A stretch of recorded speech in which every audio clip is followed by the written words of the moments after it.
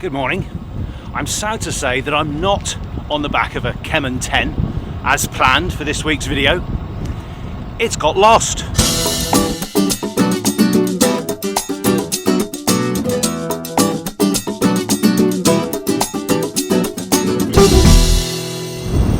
Now I hope that doesn't mean lost for good, but it left Orbea last Wednesday. It got to Tarragona Thursday and came out for delivery the same day. So it's been in a van since last Thursday and it's now Tuesday, so it's been in a van for 6 days. That seems a little unlikely to me because we're actually getting it delivered to one of the courier's own service points rather than try and fiddle about getting it delivered directly to us, because there have been some issues in the past, not least with the same courier company. So in its absence, I've been going out for a few rides on my road bike, my beautiful Orbea Gain. How do I say it? I think I might have lost my road mojo. I've done some nice rides, been in the sort of 70-kilometre bracket with a nice sort of climbing, sort of stuff that I usually adore, and it's been a bit boring. There hasn't been any tree roots to get in the way or anything like that. So I'm hoping to rediscover my road mojo today by doing one of my most favourite routes, and that's into the Priorat here.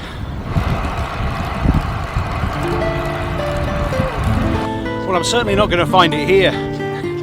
This is the first hill of the day. I hate it. It's on a main road, which is mercifully free of traffic for a second or two. But honestly, it's busy. You won't believe me, but it is. It has got lovely views. But I'm also battling a bit of a headwind.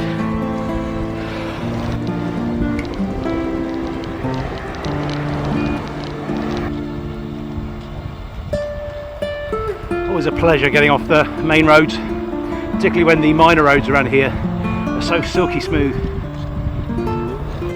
I was very happy to see that the weather forecast for today was much cooler temperatures. We're only due 34 today, which is a huge relief because last Thursday we had a temperature of 44.9, which is only just below the record for out here. Now, though we're very much in wine country already, we're not in the Priorat. The Priorat is over that direction. And the Priorat is completely surrounded by the Montsant region.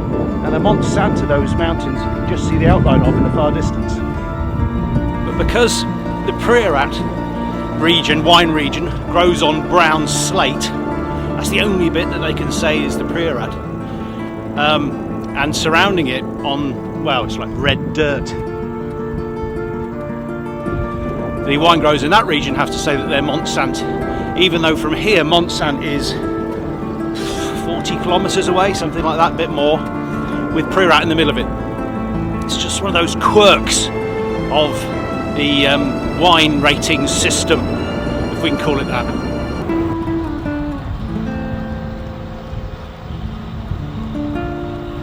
So I've just seen my first grape pickers of the year, which seems ever so early. I'm not entirely sure what today's date is, something like the 14th. So I thought I'd have a look at these grapes. And they are. If they're not ready, they're nearly ready, which is always good news for me.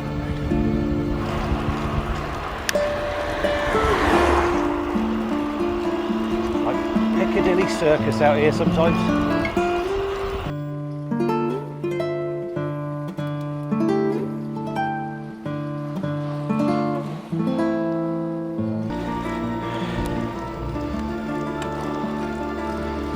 Coming into Serra d'Almos. It's cool street. No, it's a bit mean. It has two streets.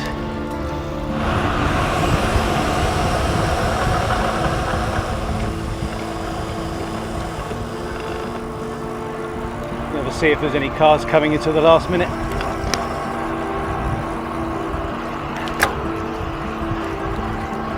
Beautiful old bridge.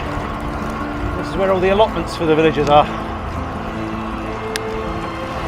Seeing as this is one of my favourite routes, imagine how excited I was when they resurfaced it. Absolutely fantastic. And while we're all enjoying these smooth upland roads of the Montsant wine region, I'll quickly tell you what the plan is for the Kemen. I wasn't going to tell you in advance of it. There's things I haven't got a bloody Kemen. It's in someone's van somewhere. I'll tell you. Sometimes I hate telling you the plans because sometimes they haven't come off, like the coast to coast. Well, the idea for the Kemen, seeing as it's an off-road bike, wasn't to do the coast to coast, which would be mostly a road venture, but to actually do one of the longest long distance footpaths that Spain has to offer. It's the GR99. I think it probably means something like Gran Route or Gran Ruta, and it follows the River Ebro from its source in Cantabria, where it's only 60 kilometers from the sea, and it takes a bit of a wrong turn and ends up flowing away from the Bay of Biscay all the way across Spain and exiting into the Mediterranean by me. So that was the plan. Now the footpath is rather long. It's 1150 kilometers, and that would all be, or almost all be, completely off-road footpaths. And during my research I found that there are some parts of the footpath which are completely impassable to bikes. You'd have to literally try and carry it up a very steep, rocky incline in quite a few places. So there's a suggested route for cyclists which is nearer 900 kilometers. That's still a lot of off-roading, but that's what I'm going to do. Now the other thing, and I don't know if you can still hear, I'll stop. Let's enjoy the descent.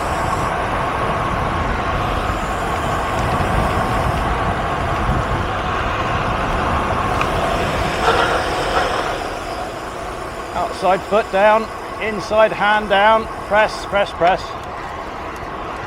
Nice hairpin here. Outside foot, inside arm, press, round we come. Angle like a pro. I did take the speed off a bit there in the middle of it. And then this crazy hairpin you've seen many times, you just have to get round. No point in attacking this bugger. It's just too tight.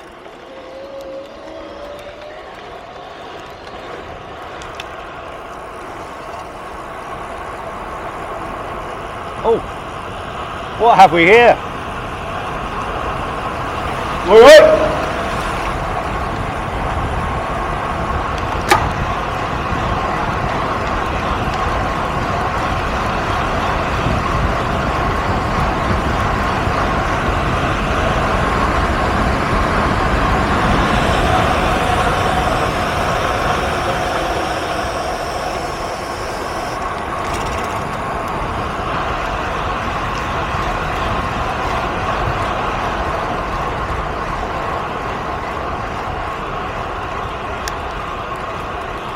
Now I have missed that.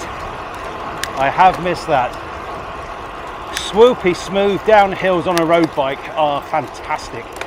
It isn't the same adrenaline rush as having your bike thrown all around underneath you like on a mountain bike descent. It certainly has its place in a cyclist's life, that's for sure. We've got a horrible, horrible climb now. Too much for me to talk to you at the same time on. So I'm going to stop until we get to the top.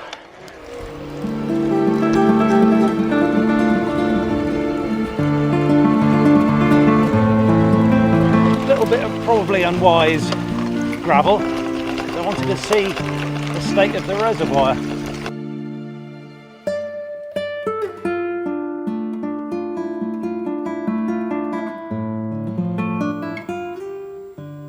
So no, I'm not just showing you my beautiful bike, although it is beautiful. I thought when I turned off the road that this happened. I've broken a spoke. Just got some duct tape here wrapped around the pump. and I use it just to strap the spoke to the one next to it, because it's so much easier getting the whole thing out later when it's all in one piece. That's what I mean, just like that. Just squash it all in. That'll last the rest of the ride without actually getting in the way of anything.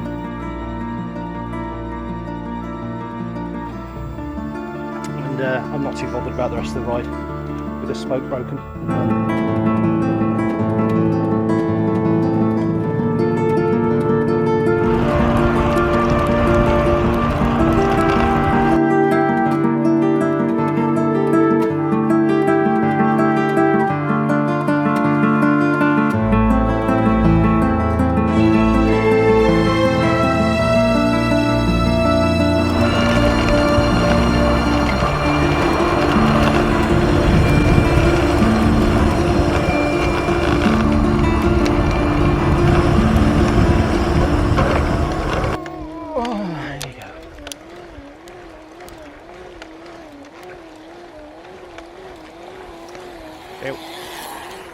Threatening now. We'll get some. There'll definitely be a little celebratory rain dance back at Casayako.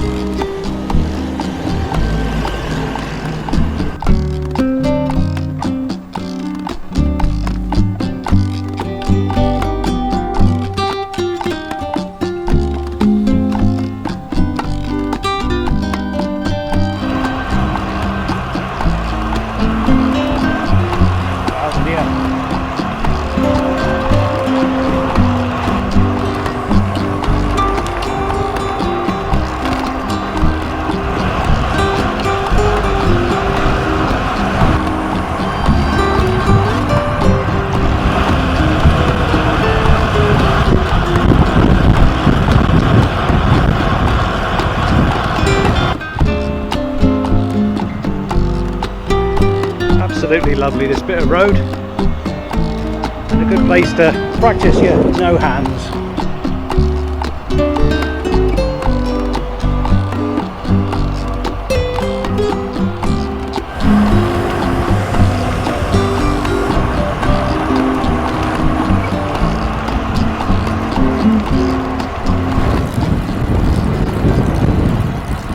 So as you can imagine, with a ride like I'm planning, oh, did I tell you the last bit? Oh, I'm not sure I did. So, the GR99, it goes from Fontibra, and the river goes the wrong way, 60 kilometres the wrong way, and I'm going to be in Fontibra, and I'm thinking it might be 60 kilometres downhill to the coast, but if I'd started at the coast, not only would I be doing the GR99, I'll be doing the coast to coast at the same time. So that's what we're going to do.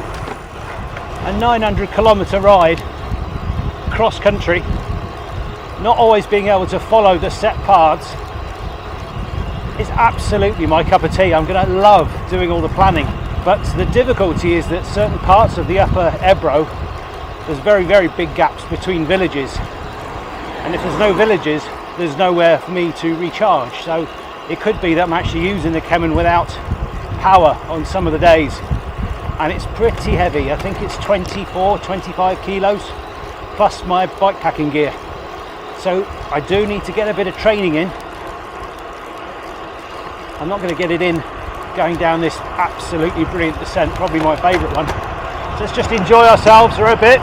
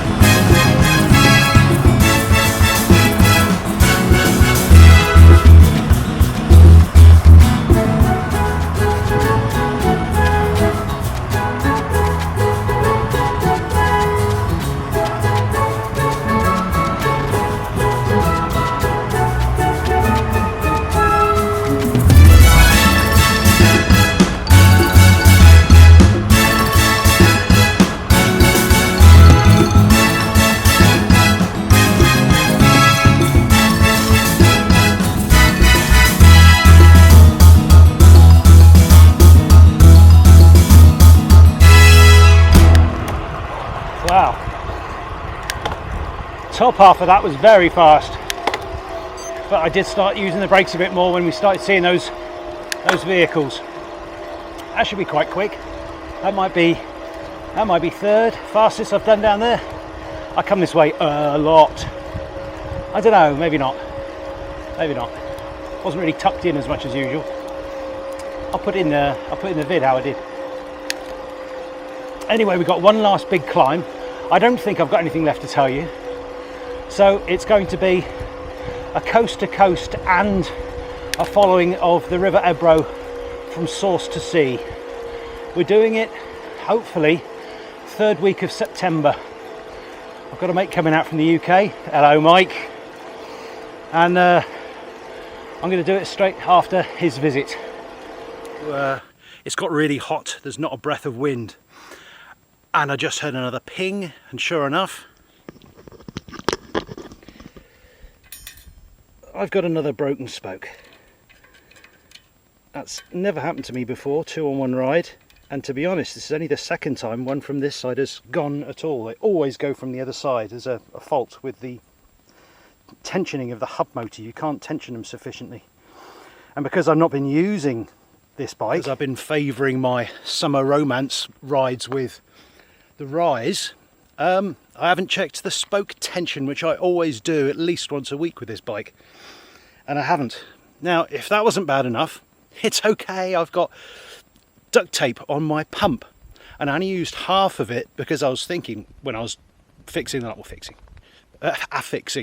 last broken spoke that I better not use it all, because what happens if I get a second broken spoke? Got a second broken spoke, go to get my pump and it's fallen out.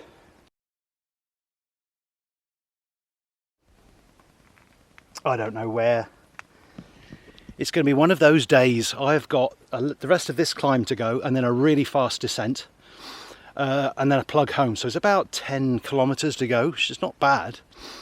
But with 2 broken spokes, I'm not so certain. Well, I've decided discretion is the better part of valour in this case. So I've got the Mrs. Yakko welcome wagon coming to get me.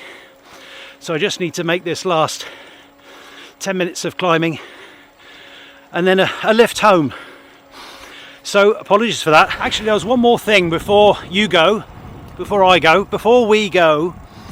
I was watching back one of my videos, and I don't like doing it because by the time I've gone through editing them, I've seen these films over and over and over again. It takes maybe 5 or 6 hours to edit.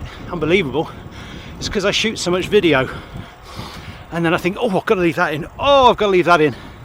So usually my films start at maybe 45 minutes to an hour long, and I try and hack them down to 20-25 minutes, which is why I struggle to get them down into a format where lots of people would watch. But I do find when I watch this one back, the adverts, I couldn't believe how many adverts you're having to watch because it's a longer film. Golfing accessories adverts. Now, I don't get a single penny of any revenue because I haven't got 1,000 subscribers. Once I get 1,000 subscribers, I'll be making, wait for it, 0.18 cent per view, which I reckon means if I got 400 views, it would be click, click, click, click, click. Can't do that, some in my head. It's about like $3 or something, maybe. Wouldn't that be amazing? $3 a video. Anyway, I don't think YouTube should get it all. I think I should get at least some. I'm doing all the hard work.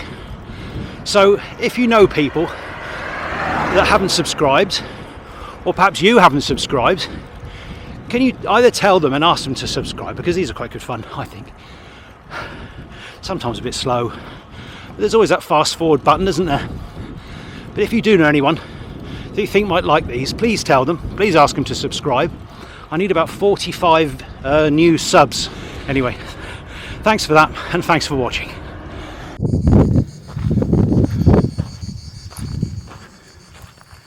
What are the chances? Fine, upstanding people there are here in Catalonia. We knew that.